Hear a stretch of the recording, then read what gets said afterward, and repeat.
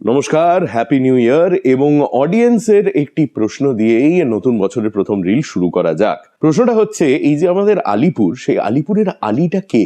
Multiple theories রয়েছে। PT Nair তার বই হিস্ট্রি অফ ক্যালকাটা স্ট্রিটসে লিখছেন যে 1756 সালে যখন বাংলার নবাব সিরাজউদ্দৌলা কলকাতা আক্রমণ করেন, তখন তিনি কলকাতার নাম পাল্টে করে দেন আলীনগর, এবং সেই আলীনগর থেকেই নাকি আলিপুর নামটা থেকে গেছে। কিন্তু এর থেকে অনেক বেশি প্রচলিত একটা থিওরি আছে, যেটা আমার আরেকটু বিশ্বাসযোগ্য মনে হয়। সেটা হচ্ছে যে এই আলিপুরের আলীটা হচ্ছেন সৈয়দ মীর মোহাম্মদ জাফর আলী খান, মানে মীর জাফর। এবার দেখুন, 1757 সালে সিরাজ পলাশিতে পরাজিত হন।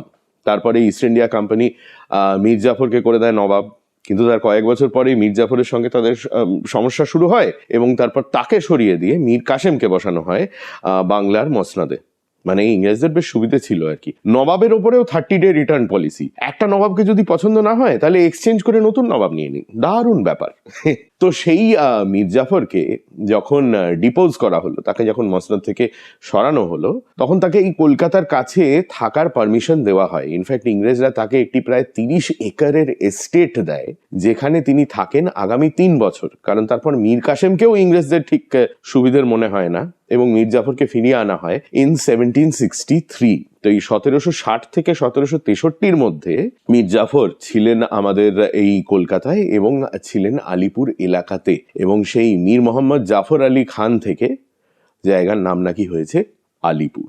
এবার তার এই যে এস্টেটটা ছিল, সেটা নিয়ে কিন্তু আরো অনেক গল্প আছে।